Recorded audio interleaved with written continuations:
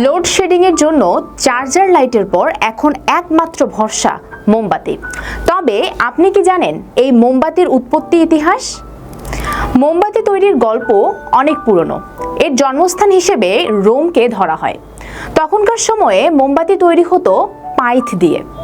সুপ্রিয় দর্শক, আজকের প্রতিবেদনে মোমবাতির উৎপত্তি ইতিহাস নিয়ে বিস্তারিত জানানোর চেষ্টা করব। সেই পর্যন্ত আমি নিশাত লাবণ্য আছি আপনাদের সাথে। ল্যাটিন শব্দ ক্যান্ডেবে থেকে ক্যান্ডেল শব্দটির উৎপত্তি। 3000 বিসি থেকে এর যাত্রা শুরু। পরবর্তী সময়ে ন্যাচারাল ফ্যাট, টল এবং ওয়াং দিয়ে মোমবাতি তৈরি হতো। বিভিন্ন পদ্ধতির মধ্য দিয়ে 18 শতকের দিকে কলজা অয়েল, ব্যাপসিড অয়েল এবং প্যারাফিন মিশিয়ে তৈরি করা হয় অত্যাধুনিক মোমবাতি। 1500 এডির মোমবাতির প্রচলন ছিল শুধু প্রার্থনার কাজে। প্রথম দিকে মোমবাতি শুধু ইউরোপে তৈরি হলেও পরবর্তীতে এর রপ্তানি শুরু হয় বিভিন্ন দেশে। 1320 সালের দিকে ইউরোপ ক্যান্ডেলমাস খুব বিখ্যাত হয়।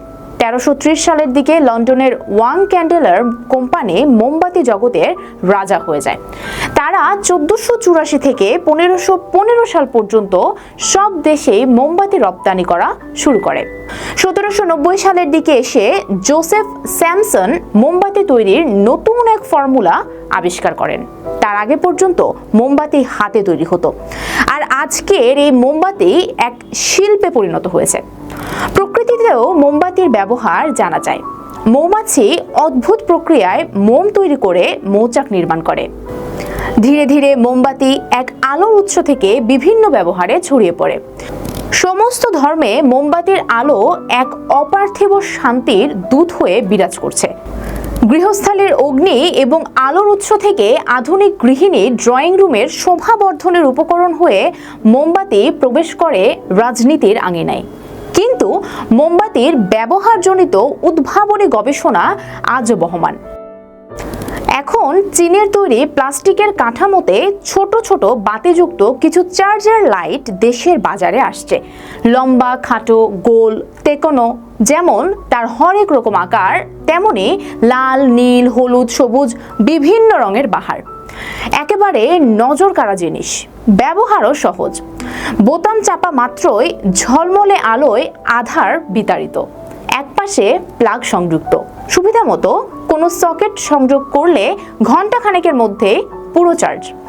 একবার পুরো চার্জ হয়ে গেলে প্রায় ঘন্টা দুয়েক আধার তাড়ায়।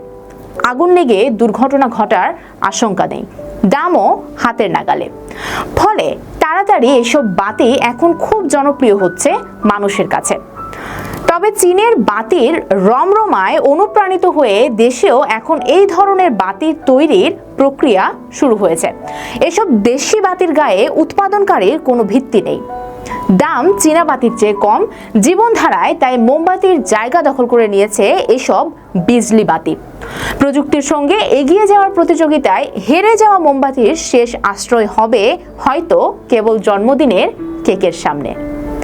সুপ্রিয় দর্শক, এই বিষয়ে আপনার মতামত কি আমাদের কমেন্ট বক্সে অবশ্যই জানাবেন, এবং পরবর্তীতে কোন বিষয়ের উপর প্রতিবেদন দেখতে চান তা আমাদের জানাবেন। আমাদের সর্বোচ্চ চেষ্টা থাকবে তা করার। এতক্ষণ সাথে থাকার জন্য অনেক অনেক ধন্যবাদ।